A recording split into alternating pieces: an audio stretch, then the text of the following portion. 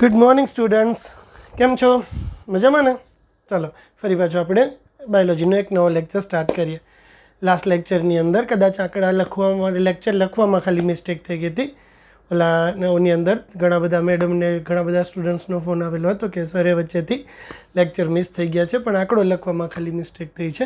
Okay, बाकी last lecture जे हतो ए कोषरस पटल ज हतो अने कोषरस पटलना द्वारा विविध थता कार्य ज हता। આજનો આપણો ટોપિક લાસ્ટ લેક્ચરમાં આપણે કોષરસ પટલ જોયું, એનું બંધારણ જોયું અને કોષરસ પટલના કાર્ય જોયા। આજના લેક્ચરની અંદર આપણે જોવાનું છે કોષ દિવાલ, સેલ વોલ, કોષ દિવાલ।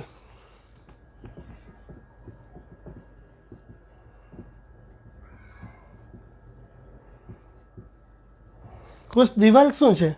કોષ દિવાલ છે ને એ એક નિર્જીવ અને કઠિન રચના તરીકે કોષરસ પટલની બહારની બાજુએ આવેલી હોય છે। કોષ દિવાલ શું છે? કોષ દિવાલ એક નિર્જીવ અને કઠિન રચના તરીકે કોષરસ પટલની બહાર આવેલી હોય છે।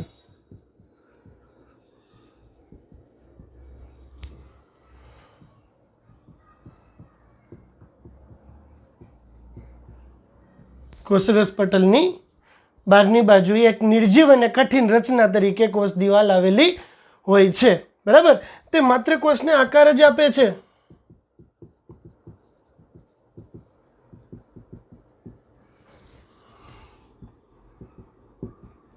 એવું નથી। આ સિવાય તે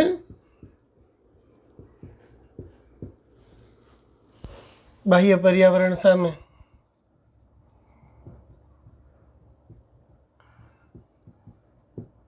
કોષનું રક્ષણ પણ કરે છે। ખાલી કોષને શેપ આપે એવું નહીં, બાહ્ય પર્યાવરણ સામે અને ચેપ સામે, ચેપ અને બાહ્ય પર્યાવરણ સામે કોષનું રક્ષણ પણ કરે છે, બરાબર। તે કોષો વચ્ચેનો સંપર્ક સાધવામાં મહત્વનો ભાગ ભજવે છે। તે કોષો વચ્ચેનો સંપર્ક સાધવામાં મહત્વનું છે।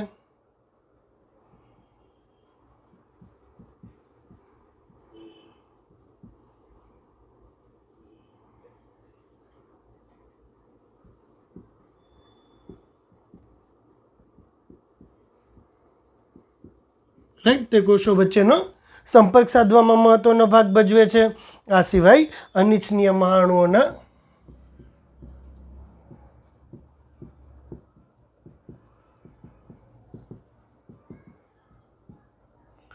અણુઓના પ્રવેશ સામે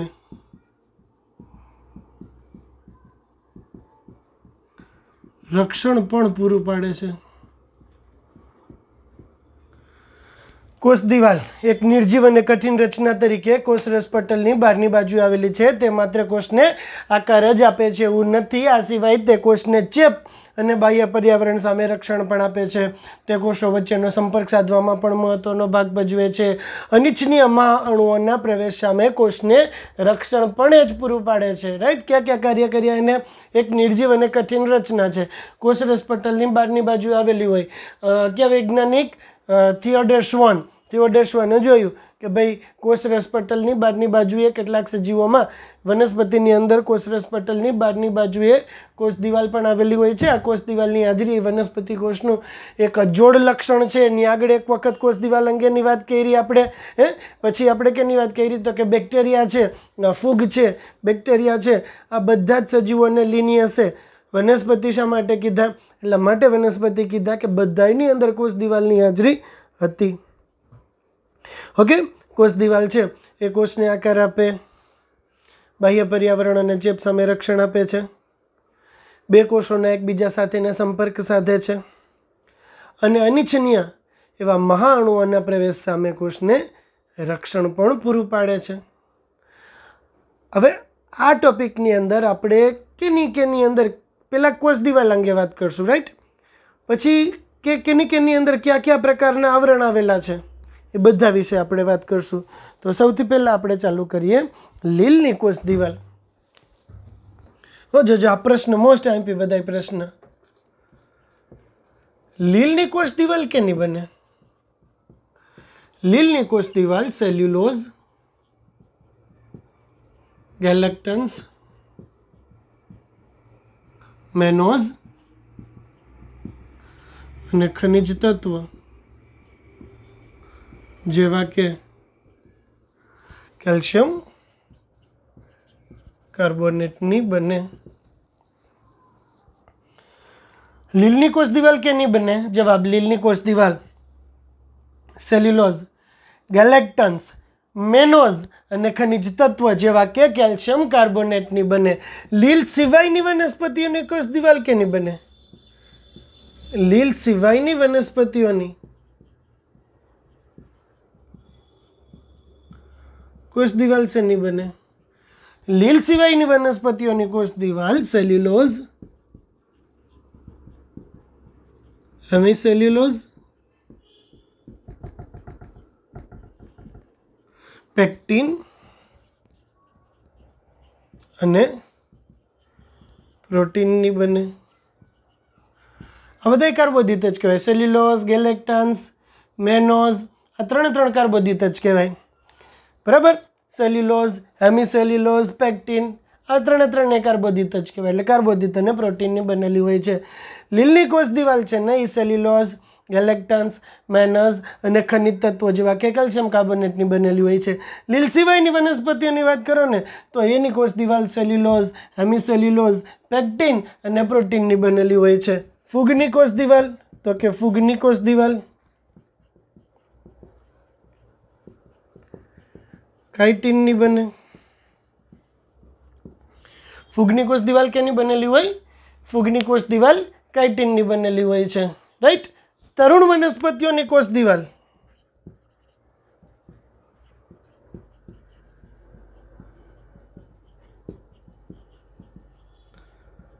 કે જેને પ્રાથમિક કોષ દિવાલ કહેવાય એ સેલ્યુલોઝની જ બને. તરુણ વનસ્પતિ કોષ છે મતલબ કે ગ્રોઈંગ વનસ્પતિ કોષ છે, પ્રાથમિક કોષ દિવાલ હોય ને એ સેલ્યુલોઝની બનેલી હોય છે. બરાબર? આ પ્રાથમિક કોષ દિવાલ ઉપર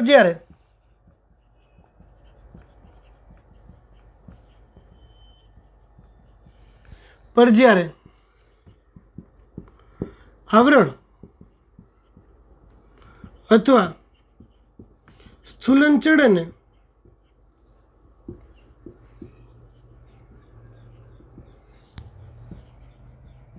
તો તેને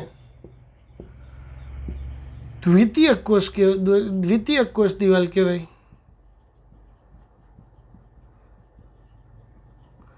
પ્રાથમિક કોષ દિવાલ લાઈક જો તમે આ પાછળ તમે જુઓ છો ને આ દિવાલ છે, આ દિવાલ ઉપર સનમાઇકાનું કોટિંગ આવેલું છે. તો એના ઉપર સ્થૂલન થઈ ગયું ને, જે ઓરિજિનલ આપણે એમને ચૂના પ્લાસ્ટરની જે દિવાલ હતી એ પ્રાથમિક દિવાલ હતી, પણ એના ઉપર જ્યારે આનું કોટિંગ થઈ ગયું તો એ દ્વિતીય કોષ દિવાલ બની ગઈ. દ્વિતીય કોષ દિવાલ. પ્રાથમિક કોષ દિવાલ ઉપર જ્યારે આવરણ છે ત્યારે પ્રાથમિક કોષ દિવાલ કેમાં કન્વર્ટ થઈ જાય છે? પ્રાથમિક કોષ દિવાલની ઉપર જ્યારે આવરણ ચડાવવામાં આવે સ્થૂલન એને બોલાય. સાયન્ટિફિક વર્ડ શું છે એના માટેનો? સ્થૂલન. પ્રાથમિક કોષ દિવાલની ઉપર જ્યારે સ્થૂલન ચડાવવામાં આવે ત્યારે દ્વિતીય કોષ દિવાલની રચના થાય છે. આ દ્વિતીય કોષ દિવાલની રચના દરમિયાન સેલ્યુલોઝ, હેમિસેલ્યુલોઝ આ દરમિયાન કેના સ્થૂલન થતા હોય છે? આ દરમિયાન સેલ્યુલોઝ, હેમિસેલ્યુલોઝ, પેક્ટિન અને પ્રોટીનનું સ્થૂલન થાય છે.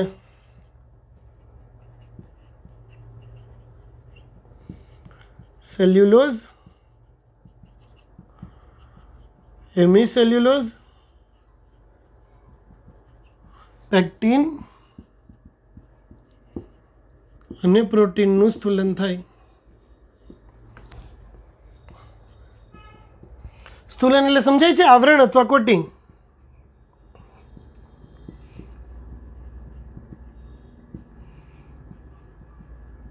દિવાલ છે રેગ્યુલર જે આપણી રૂટીન દિવાલ હતી એનું પ્રાથમિક દિવાલ કહેવાય. એના ઉપર તમે કલર લગાડી શકો છો, એના ઉપર તમે વોલ ટાઇલ્સ લગાડી શકો છો, એના ઉપર તમે સનમાઇકો લગાડી શકો છો, એના ઉપર તમે વોલપેપર્સ લગાવી શકો છો. આ બધું એના ઉપર જ્યારે લાગે ને ત્યારે એ કોની રચના કરશે?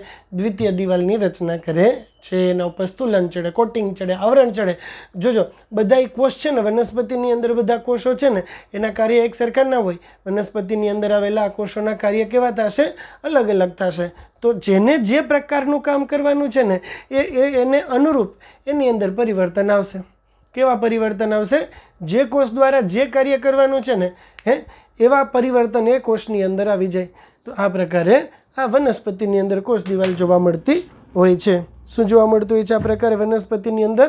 આ પ્રકારે વનસ્પતિની અંદર જુદા જુદા પ્રકારની કોષ દિવાલ થતી જોવા મળે છે. ઓકે, હા, સમજાય છે આટલી વસ્તુઓ? મધ્યપટલ વનસ્પતિ, બે વનસ્પતિ કોષ હોય ને, આ એક દિવાલ છે. જોજો, આ એક દિવાલ, તમને આ દિવાલ દેખાશે, આ એક દિવાલ છે.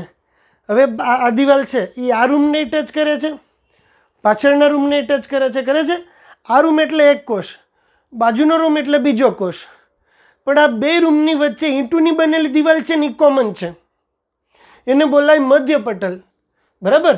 પાસેના મધ્યપટલ એટલે શું છે? મધ્યપટલ પાસેના બે વનસ્પતિ કોષોને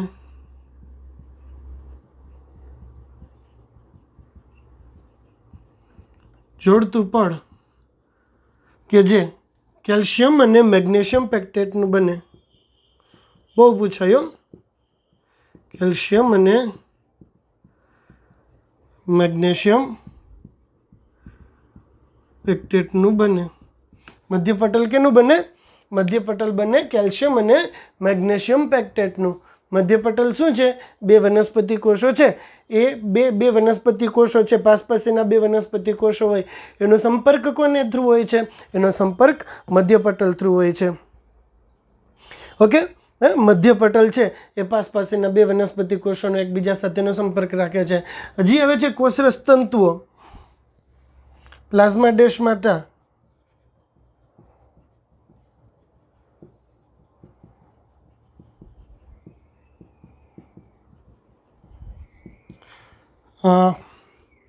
તે પાસેના બે વનસ્પતિ કોષોના કોષરસને એકબીજા સાથેનો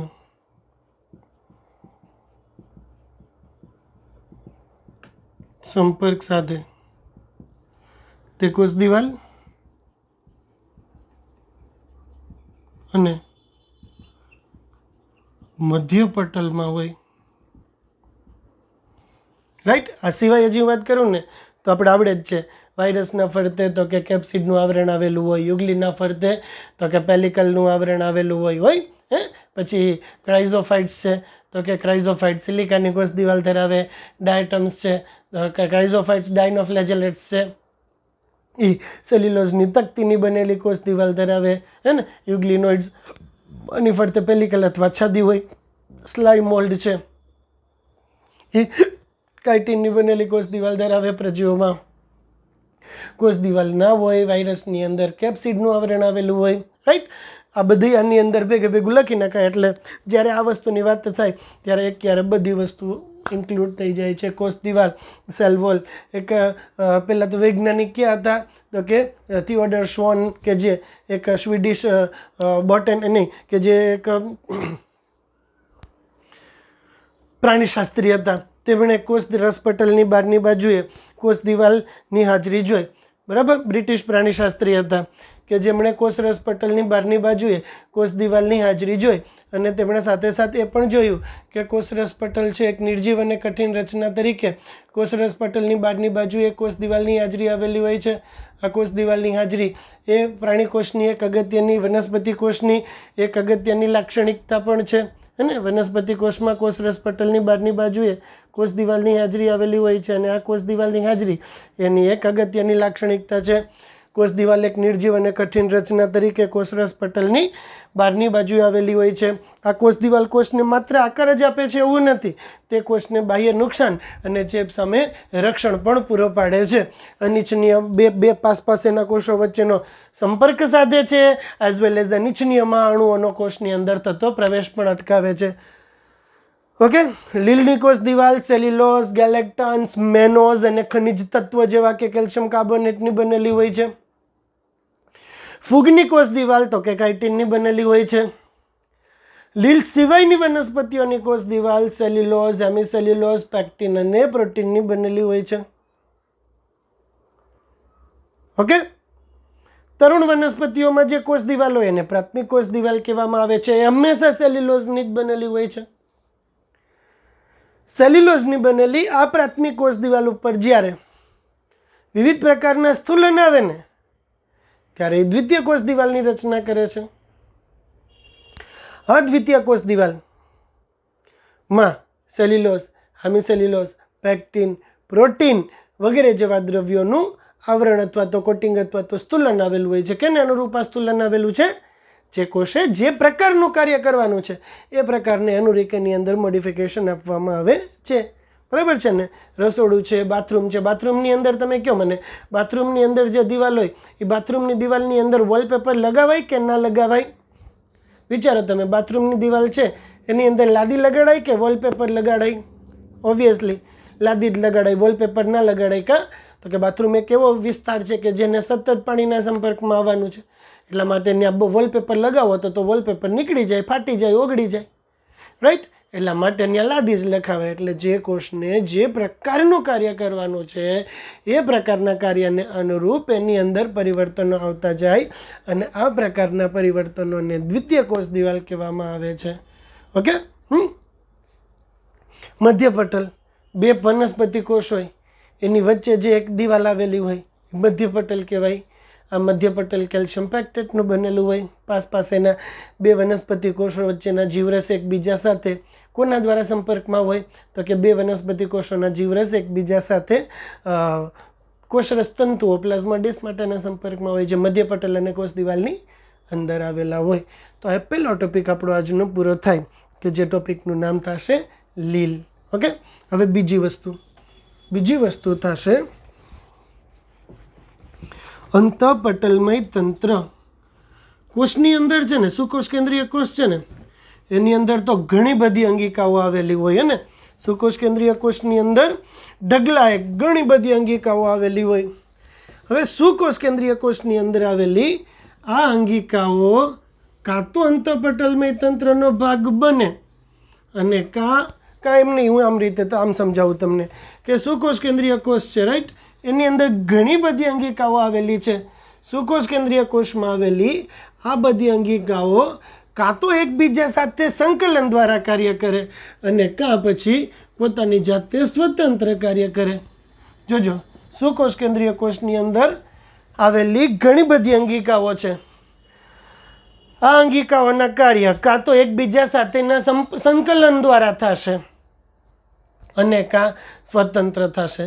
આપણા કોષની અંદર આવેલી અંગિકાઓ જો એકબીજા સાથે સંકલન વડે કાર્ય કરે તો એને અંતઃપટલમય તંત્રનો ભાગ કહેવાય. અને આપણા શરીરની અંદર આવેલી અંગિકાઓ જો એકબીજા સાથેના સંકલન વગર કાર્ય કરે તો એને અંતઃપટલમય તંત્રનો ભાગ ના કહેવાય. સજીવ શરીરની અંદર આવેલી અંગિકાઓ કાં તો એકબીજા સાથેના સંકલન દ્વારા કાર્ય કરશે અને કાં તો એકબીજાના સંકલન વગર કાર્ય કરશે. જો સજીવ શરીરની અંદર આવેલી અંગિકાઓ એકબીજાના સંકલન દ્વારા કાર્ય કરે, એકબીજા સાથે સંકલન સાધીને કાર્ય કરે તો તેને અંતઃપટલમય તંત્રનો ભાગ કહેવાય. અને જો સજીવ શરીરમાં આવેલી અંગિકાઓ એકબીજા સાથેના સંકલન વગર સ્વતંત્ર કાર્ય કરે તો એને અંતઃપટલમય તંત્રનો ભાગ કહેવામાં આવતો નથી. સમજાય છે કન્સેપ્ટ? બેસે છે મનમાં? આપણા શરીરની અંદર અંગિકાઓ આવેલી હોય, આ અંગિકાઓ કાં તો અંતઃપટલમય તંત્રનો ભાગ હોય કે પછી અંતઃપટલમય તંત્રનો ભાગ ના હોય. અંગિકા છે, અંગિકા કાં તો અંતઃપટલમય તંત્રનો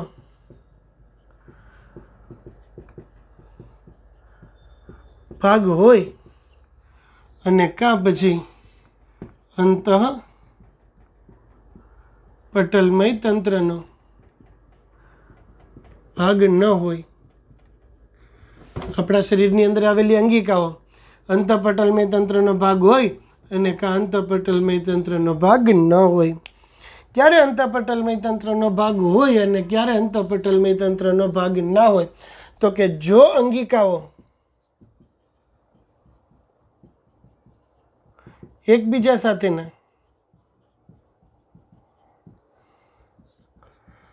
સંકલન કરી અને કાર્ય કરે તો તેને અંતઃપટલમય તંત્રનો ભાગ કહેવાય. અને જો અંગિકાઓ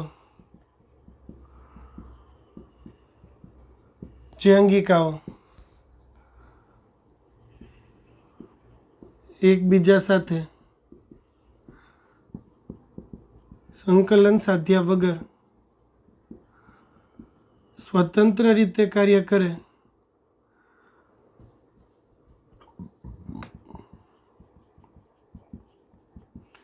તો તેને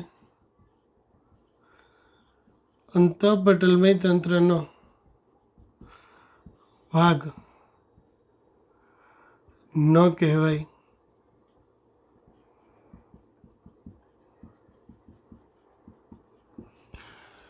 જો અંગિકાઓ એકબીજા સાથે સંકલન સાધીને કાર્ય કરે તો તે અંતઃપટલમય તંત્રનો ભાગ છે.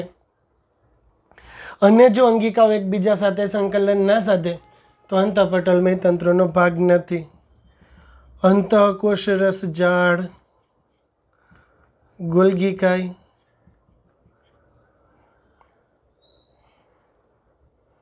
લાઇસોઝોમ્સ અને રસધાની આ ચાર અંગિકાઓ એવી છે જે અંતઃપટલમય તંત્રનો ભાગ છે. અંતઃકોષરસ જાળ દ્વારા સંશ્લેષિત દ્રવ્યો ગોલ્ગીકાયમાંથી લાઇસોઝોમ્સની પુટિકા સ્વરૂપે મુક્ત થાય. તો અંતઃકોષરસ જાળ, ગોલ્ગીકાય, લાઇસોઝોમ્સ આ ત્રણ તો એકબીજા સાથે સંકળાયેલી જ ખરી સીધી જ. અંતઃકોષરસ જાળ, ગોલ્ગીકાય, લાઇસોઝોમ્સ એમાંથી આ ચારે વસ્તુ આપણે આજે અને કાલના દિવસમાં આપણે આ ત્રણ વસ્તુ પૂરી કરશું. અંતઃપટલમય તંત્ર તો અંતઃકોષરસ જાળ, ગોલ્ગીકાય, લાઇસોઝોમ્સ અને રસધાની અંતઃપટલમય તંત્રનો ભાગ છે, કારણ કે એ લોકો એકબીજા સાથે કોલેબોરેશન કરીને કાર્ય કરે છે. જ્યારે હરિતકણને પ્રકાશ સંશ્લેષણ કરવું હોય ને તેને કોઈ ના જોઈએ, એકલું પ્રકાશ સંશ્લેષણ કરી લે તો એ અંતઃપટલમય તંત્રનો ભાગ નથી. કણાભસૂત્ર એને શ્વસન કરવું હોય ને તો એકલું કરી લે અને કોઈ ના જોઈએ. પેરોક્સિઝોમ બરાબર એ લિપિડના સંશ્લેષણ સાથે સંકળાયેલી એક રચના છે, તો એની ફરતે એક સ્તરનું આવરણ આવેલું હોય. આ ત્રણ એવી વસ્તુઓ છે કે જેને પોતાનું કાર્ય કરવા માટે કોઈ બી એક્સ્ટ્રા સપોર્ટની આવશ્યકતા નહીં રહે. પોતે એકલા પોતાને સોંપવામાં આવેલું કાર્ય પોતે એકલા કરી આપે એટલે એ અંતઃપટલમય તંત્રનો ભાગ છે નથી. અંતઃપટલમય તંત્રનો ભાગ છે. તો આજે આપણે જે બીજો ટોપિક જોવાનો હતો એ બીજો ટોપિક એ આપણો પતી ગયો કે કોષની અંદર આવેલી અંગિકાઓ કાં તો અંતઃપટલમય તંત્રનો ભાગ હોય અને કાં પછી અંતઃપટલમય તંત્રનો ભાગ ના હોય. ક્યારે કોઈ પણ અંગિકા અંતઃપટલમય તંત્રનો ભાગ હોય અને ક્યારે કોઈ પણ અંગિકા અંતઃપટલમય તંત્રનો ભાગ ના હોય. આ ઉદાહરણ છે ને આ ટોપિકમાંથી બહુ પૂછાય છે. જો કોષમાં આવેલી અંગિકાઓના કાર્ય એકબીજા સાથેના સંકલન દ્વારા થાય તો તેને અંતઃપટલમય તંત્રનો ભાગ કહેવામાં આવે છે. અને જો કોષમાં આવેલી અંગિકાઓના કાર્ય એકબીજા સાથેના સંકલન દ્વારા ના થાય તો તેને અંતઃપટલમય તંત્રનો ભાગ કહેવામાં આવતો નથી. હરિતકણ, કણાભસૂત્ર અને પેરોક્સિઝમને કોષની અંદર જે કાર્ય કરવું છે એના માટે તેને કોઈ પણ પ્રકારના એસેસરી સહાયક અંગિકાઓની આવશ્યકતા નહીં રહે, એટલા માટે અંતઃપટલમય તંત્રનો ભાગ નથી. જ્યારે અંતકોષ રસજાળ એટલે કે એન્ડોપ્લાઝમિક રેટિક્યુલમ, ગોલ્ગીકા એટલે કે ગોલ્ગી એપરેટસ, લાઇસોઝોમ્સ અને રસધાની આ ચારે ચાર અંતઃપટલમય તંત્રનો ભાગ છે. રાઈટ. તો આ બીજો ટોપિક આપણો ડન. કાં તો અંતઃપટલમય તંત્રનો ભાગ હોય, અંગિકાઓ કાં તો અંતઃપટલમય તંત્રનો ભાગ હોય અને કાં પછી અંતઃપટલમય તંત્રનો ભાગ ના હોય. જો અંગિકાઓ એકબીજા સાથે સંકલન દ્વારા કાર્ય કરે તો તે અંતઃપટલમય તંત્રનો ભાગ છે, અને જો અંગિકાઓ એકબીજા સાથે સંકલન દ્વારા કાર્ય ના કરે તો તે અંતઃપટલમય તંત્રનો ભાગ નથી. હરિતકણ, કણાભસૂત્ર અને પેરોક્સિઝોમ્સ અંતઃપટલમય તંત્રનો ભાગ નથી, જ્યારે અંતઃકોષ રસજાળ, ગોલ્ગી કાય, લાઇસોઝોમ્સ, રસધાની અંતઃપટલમય તંત્રનો ભાગ છે. ચલો ડન. હવે નવો ટોપિક આપણે લેવાનો છે. હવે અંગિકા ઉપર આપણે જઈએ છીએ. એમાંથી પહેલી અંગિકા જે આપણે જોશું, સૌ સહેલીઓ અંતઃકોષ રસજાળ. એને ઇંગ્લિશમાં એન્ડોપ્લાઝમિક રેટિક્યુલમ પણ કહેવામાં આવે છે. અંતઃકોષ રસજાળ એટલે શું? અંતઃકોષ રસજાળ એટલે એન્ડોપ્લાઝમિક રેટિક્યુલમ. અંતઃકોષ રસજાળ એટલે એન્ડોપ્લાઝમિક રેટિક્યુલમ.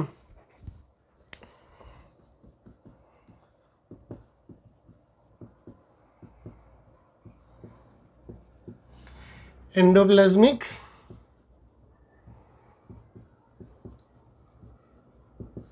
રેટિક્યુલમ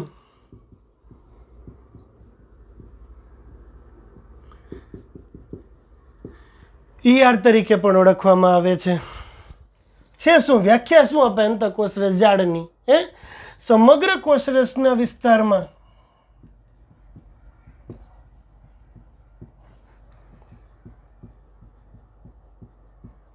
પથરાયેલી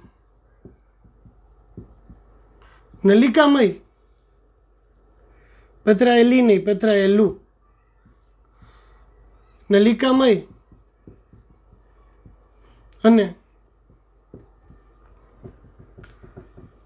પટલમય રચનાઓનું જાડું.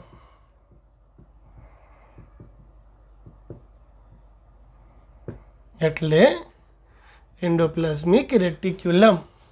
સમગ્ર કોષરસ હોય ને એની અંદર પથરાયેલું આ કોષ કેન્દ્ર પટલ હોય.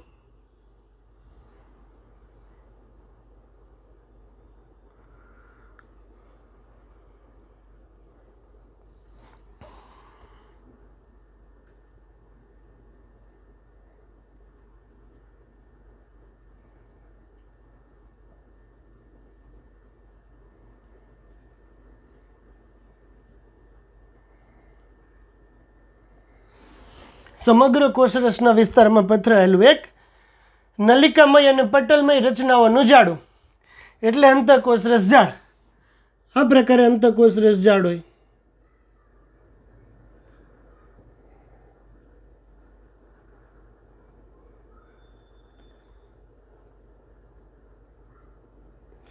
આ રચના જે તમે મને ડ્રો કરતા જોવો છો ને એને બોલાય સિસ્ટરની. શું બોલાય એને? સિસ્ટરની.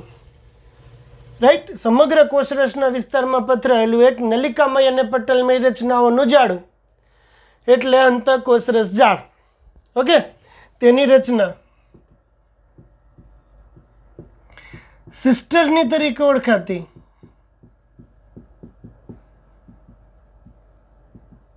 બેવડા પડવાળી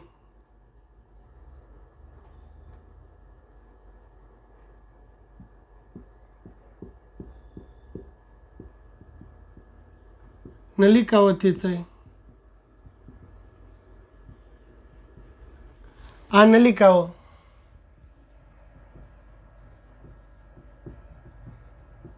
એક છેડેથી કોષ કેન્દ્ર પટલ અને બીજા છેડેથી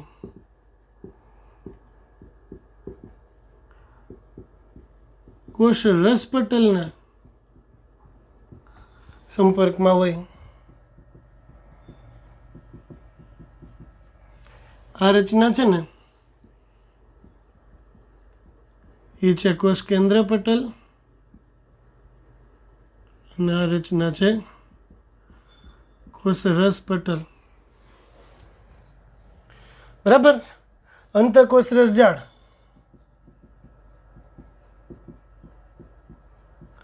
સમગ્ર કોષનું માળખું રચે છે?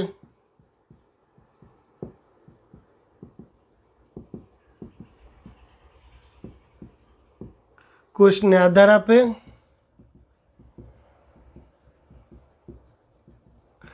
ઘણી અંગિકાઓનું નિર્માણ કરે,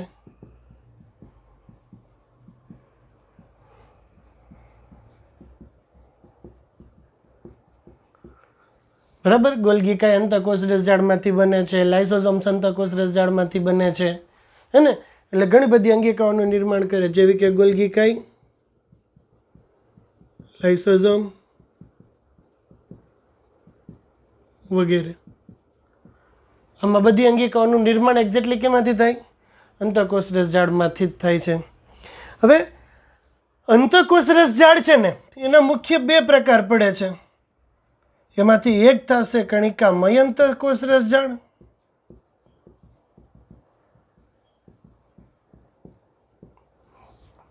અને બીજું થશે કણિકા વિહીન અંતઃકોષ રસજાળ. એક થશે કણિકામય અંતઃકોષ રસજાળ અને બીજું થશે કણિકા વિહીન અંતઃકોષ રસજાળ. કણિકામય અંતઃકોષ રસજાળ એટલે શું? તો કે જે કોષો સક્રિય રીતે સ્ત્રાવી હશે ને, એમાં આવેલી અંતઃકોષ રસજાળની સપાટી ઉપર રિબોઝોમ્સ હાજર હશે. જુઓ તમે આ રિબોઝોમ. જે કોષો સક્રિય રીતે સ્ત્રાવી હોય ને, તેમાં આવેલી અંતઃકોષ રસજાળની સપાટી ઉપર રિબોઝોમ હાજર હોય, એટીએસ પ્રકારના રિબોઝોમ આવેલા હોય. જે કોષો સક્રિય રીતે સ્ત્રાવી હોય તેમાં આવેલી અંતઃકોષ રસજાળની સપાટી ઉપર એટીએસ પ્રકારના રિબોઝોમ્સ હાજર હોય તો તેને કણિકામય અંતઃકોષ રસજાળ કહેવામાં આવે છે. જે કોષો સક્રિય રીતે સ્ત્રાવી છે, સમજજો એકદમ સહેલું. જે કોષો સક્રિય રીતે સ્ત્રાવી છે ને, તેમાં આવેલી અંતઃકોષ રસજાળની સપાટી ઉપર રિબોઝોમ્સ હાજર છે. જે કોષો સક્રિય રીતે સ્ત્રાવી છે તેમાં આવેલી અંતઃકોષ રસજાળની સપાટી ઉપર રિબોઝોમ્સ હાજર છે, તો આવી અંતઃકોષ રસજાળને કણિકામય અંતઃકોષ રસજાળ કહેવામાં આવે છે. રિબોઝોમ આઈડિયલી પ્રોટીન સંશ્લેષણનું કાર્ય કરે, આપણે લાસ્ટ લેક્ચરમાં જોઈ લીધું, આપણે ખબર જ છે ઓલરેડી, રાઈટ? તો જે કોષો સક્રિય રીતે સ્ત્રાવી હોય તેમાં આવેલી અંતઃકોષ રસજાળની સપાટી ઉપર રિબોઝોમ્સ હાજર હોય, આવી અંતઃકોષ રસજાળને કણિકામય અંતઃકોષ રસજાળ કહેવામાં આવે છે. જે કોષો મોટા પ્રમાણમાં લિપિડનો સ્ત્રાવ કરતા હોય, જે કોષો મોટા પ્રમાણમાં લિપિડનો સ્ત્રાવ કરતા હોય તેમાં આવેલી અંતઃકોષ રસજાળની સપાટી ઉપર રિબોઝોમ્સની હાજરી ના હોય, આવી અંતઃકોષ રસજાળને કણિકાવિહીન અથવા તો લીસી એન્ડોપ્લાઝમિક રેટિક્યુલમ અંતઃકોષ રસજાળ કહેવામાં આવે છે. કણિકામય અંતઃકોષ રસજાળ છે ને, એકદમ સિમ્પલ હતું. આટલો કજો તો ટૂંકનું પૂરું થઈ ગયું. કણિકામય endoplasmic reticulum, rough endoplasmic reticulum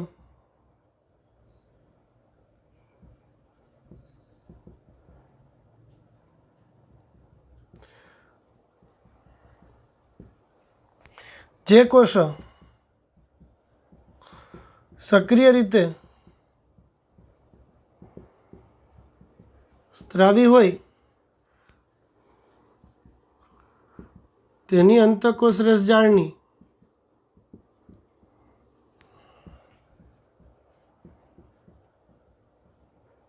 સપાટી પર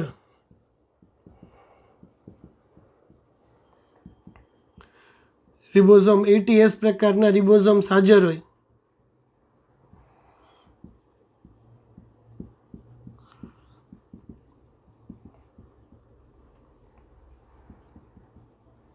કણિકામય અંતઃકોષ રસજાળ. બરાબર.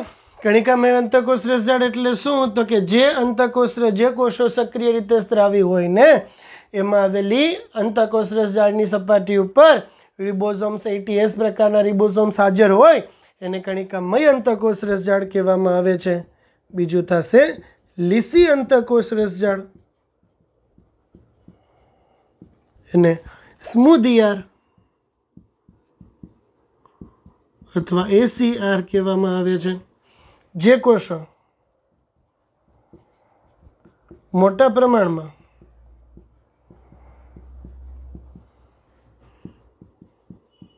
લિપિડનો સ્ત્રાવ કરે તેમાં આવેલી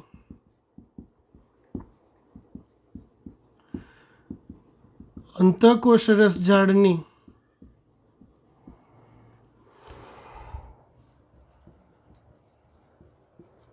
સપાટી પર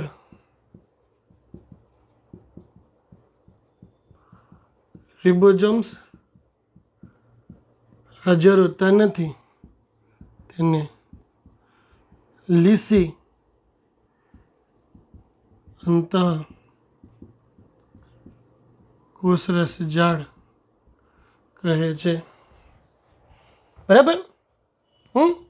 અંતઃકોષરસ ઝાડનું રૂપાંતરણ એક છે.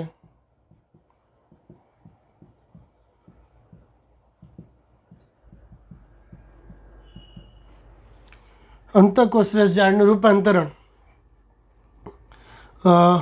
અંતઃકોષરસ ઝાડની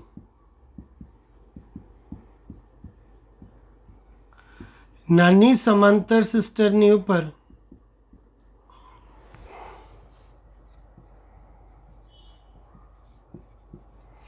અંતઃકોષરસ ઝાડની નાની સમાંતર સિસ્ટરની ઉપર રિબોઝોમ ગોઠવાય